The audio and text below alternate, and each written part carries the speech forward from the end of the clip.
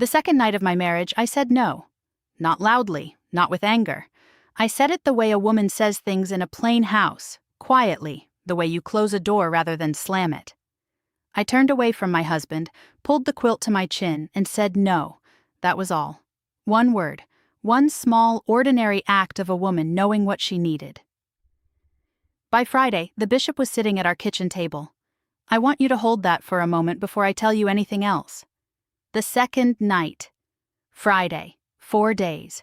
4 days between a woman saying a quiet word in her own bed and the highest authority in her community sitting across from her, with his hands folded and his eyes steady, waiting for an explanation she was not sure she was allowed to give. My name is Martha. I grew up Old Order Amish in Gauga County, Ohio. I left several years ago, and this channel, Hannah the Amish Girl, is where I say the things my community spent my entire life teaching me to swallow. If you want to hear more truths like this one, subscribe right now and tap the like button. And tell me in the comments, did you grow up somewhere that had rules for what you were allowed to feel? I read every single one. Now let me explain what kind of world produces a bishop at a breakfast table on a Friday morning. Amish marriage theology is not complicated. It is simply complete. It does not leave gaps. It does not have a section labeled exceptions, or a footnote that says unless she is tired or unless she is in pain, or unless something about last night felt like too much and she needs one evening to simply breathe. The theology is total, and the theology says that a wife's body belongs to her husband the way a field belongs to the farmer who works it. You do not ask a field for permission. You tend it, you use it, you are grateful for it. I do not say this with bitterness. I say it as a description of the water I swam in my entire life without knowing it was water at all. There are 3 things I understood about marriage before I became a wife. The first was that it was holy. The second was that it was my duty. The third was that what happened inside it was never spoken of. Not to your mother, not to your sister, not to the women at the quilting frame who had been wives for 30 years, and whose eyes sometimes held something you couldn't quite name. What happened between a husband and wife was sealed inside that marriage the way fruit is sealed inside a jar, preserved, pressurized, and never to be opened in public. Those 3 things together made a very particular kind of silence, the kind that doesn't feel like silence because you've never heard anything else. I married Samuel on a Thursday in late November. It was cold, the way Ohio gets cold that time of year, a cold that has weight to it, that presses down on the fields and turns the mud to iron. The ceremony was at my parents' home, the same house I had lived in every day of my 22 years, on wooden benches that had been carried in and arranged the night before by the men of the church. I had been up since 4 in the morning. My mother had pinned my cap before sunrise, her fingers moving with a practiced quiet, and neither of us spoke. There was nothing to say that the silence hadn't already said. By the time the bishop raised his hands over Samuel and me in the early afternoon, I had been awake for 10 hours, and my feet were numb inside my good shoes, and I was underneath all of it terrified in the way you are terrified of a thing you cannot name because no one has ever named it for you. After the meal, after the singing, after the hours of sitting and receiving the community's congratulations, Samuel and I were finally alone. I was 22 years old. I had never been alone with a man in a bedroom in my life. The first night I will not describe in detail. I will say only that it was not what the silence had prepared me for, and the silence had prepared me for nothing. I will say that I lay awake afterward while Samuel slept, staring at the ceiling of our new bedroom in his family's house, listening to the sounds of a farm at night that was not yet my farm, and I felt something I had no language for. Not violation, not quite, more like erasure. Like I had been present in my own body for 22 years, and then, in one night, the residency had transferred. The second night I said no. Samuel didn't argue. That is important for you to understand. He was not a cruel man, and he was not a violent man. He was a 24-year-old who had been told his entire life exactly what marriage meant, and exactly what a wife owed him.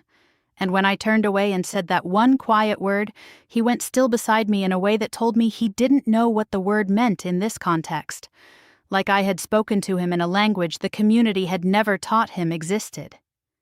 He got up before dawn the next morning and went out to the animals without speaking to me. I told myself it would pass. I put on my dress and my cap, and I started the stove, and I told myself this was the adjustment. This was the newness. Every bride had a period of newness, and then things settled into the shape of a life.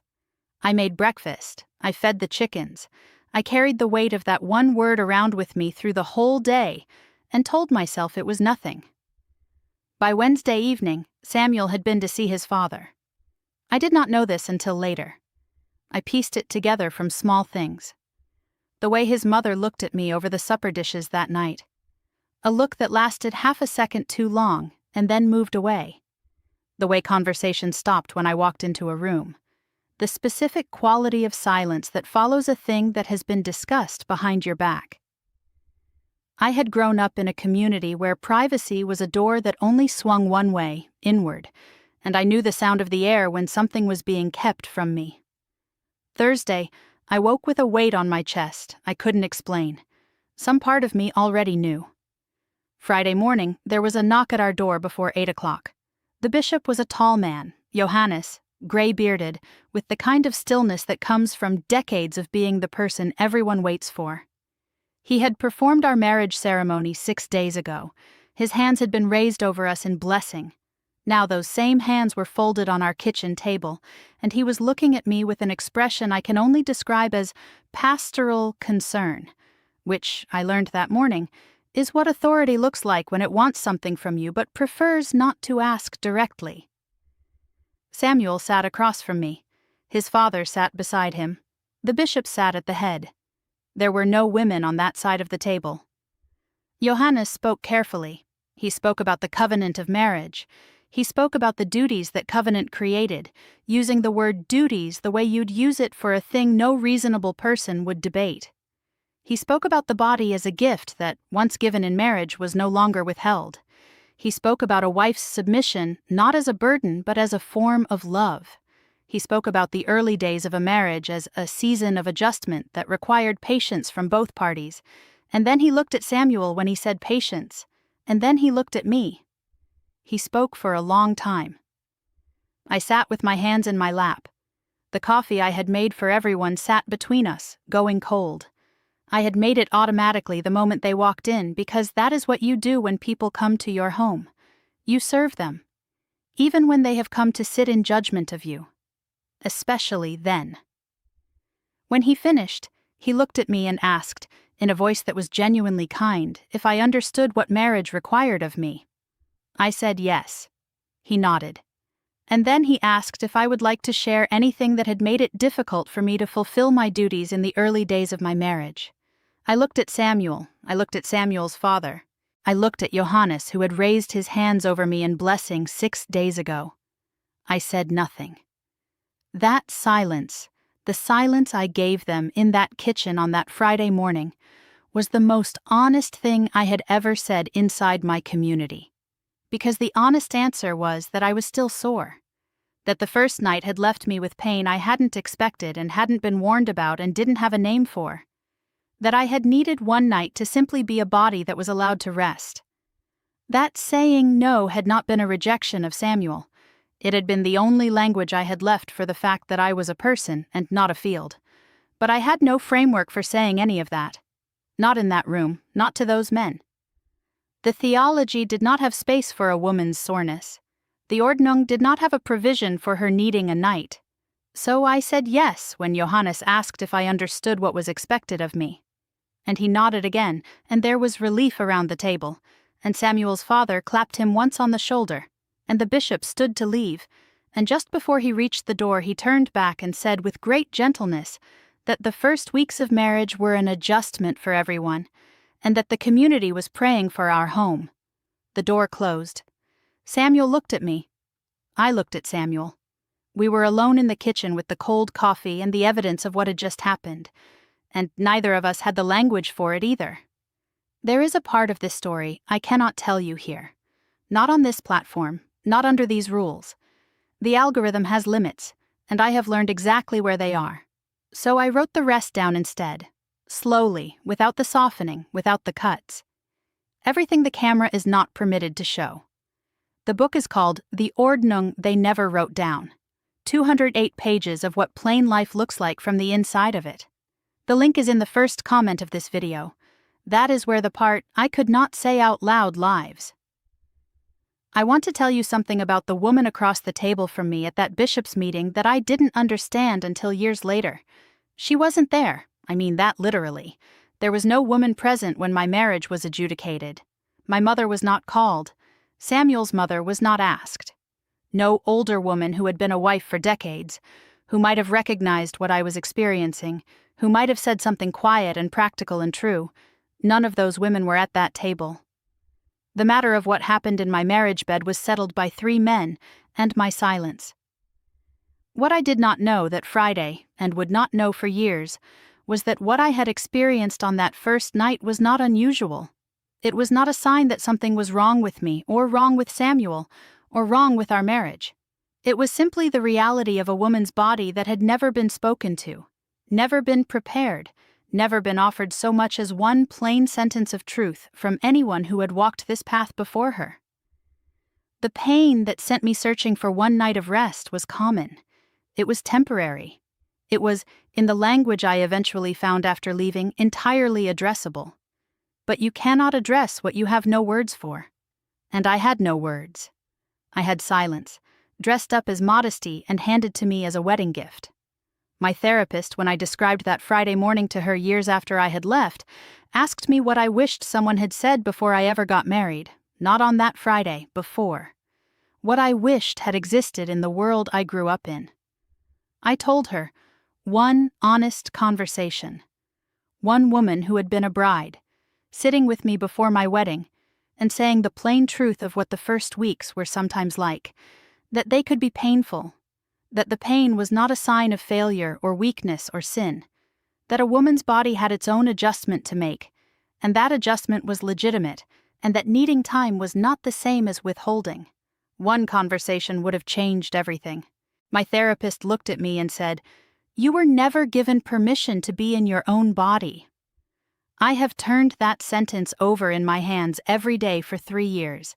You were never given permission to be in your own body. In a community where every aspect of life, what you wore, what you spoke, what you sang, how you traveled, where you went, was regulated by the Ordnung. The one thing that was not regulated, that was not spoken of, that was wrapped in absolute silence, was a woman's experience of her own physical self. The body was managed, the body was covered, the body was given in marriage. But the body was never discussed, and permission was never granted, and information was never offered, and so every bride walked into her wedding night carrying nothing but the weight of silence, and the assumption that whatever she felt would simply have to be endured. They called that modesty. I have a different word for it now. I stayed with Samuel for 4 more years. I want to be honest about that, and I want to be honest about why. Not because the bishop's visit fixed anything. It didn't fix anything. It rearranged me. It took what was already a complicated private experience and placed it in the jurisdiction of the church, which meant it was no longer mine. My one quiet word, now belonged to the community. It had been addressed, it had been corrected. And I had learned, in a kitchen with cold coffee on a Friday morning, that the cost of another word like it would be another table full of men with folded hands. So I stopped using that word. And I want every woman who has ever stopped using a word because she understood the cost of it to hear me say, I know exactly the calculation you made, I know the weight of it. And I know that making that calculation was not weakness. It was survival in the only form available to you in that moment. What I want you to also hear is this. The calculation being necessary at all was not your fault. It was not a failure of your faith. It was a failure of the people who were supposed to prepare you, protect you, and tell you the truth, and who chose, every single one of them, to hand you silence instead. The informal network among Amish women, and it exists, I promise you it exists, carries certain kinds of information in whispers. Practical things.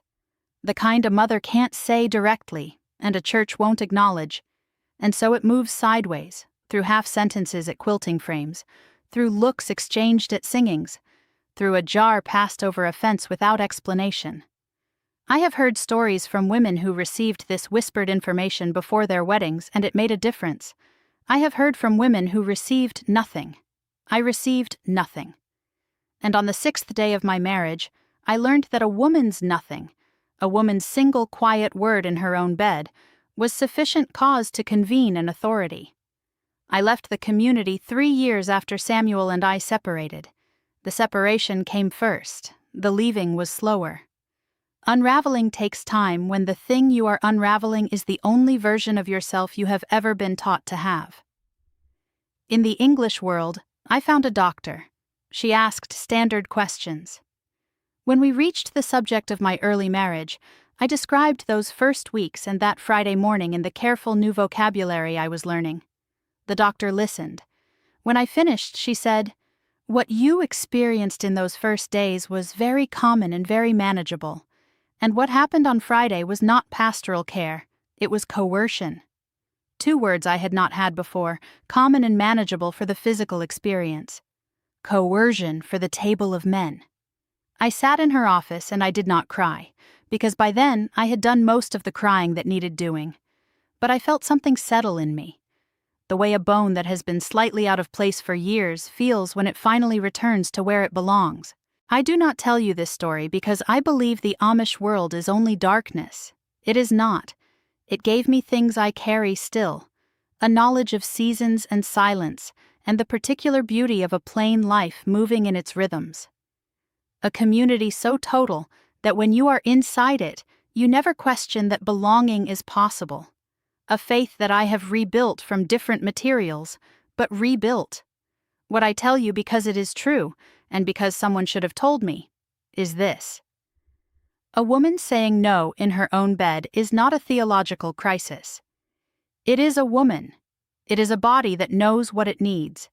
It is a voice that deserves to be heard by the person beside her and no one else. The bishop should never have been at that table. The men should never have been in that room.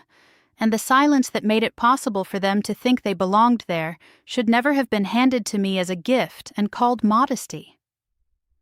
If you grew up in a place where your silence was called faithfulness, I see you.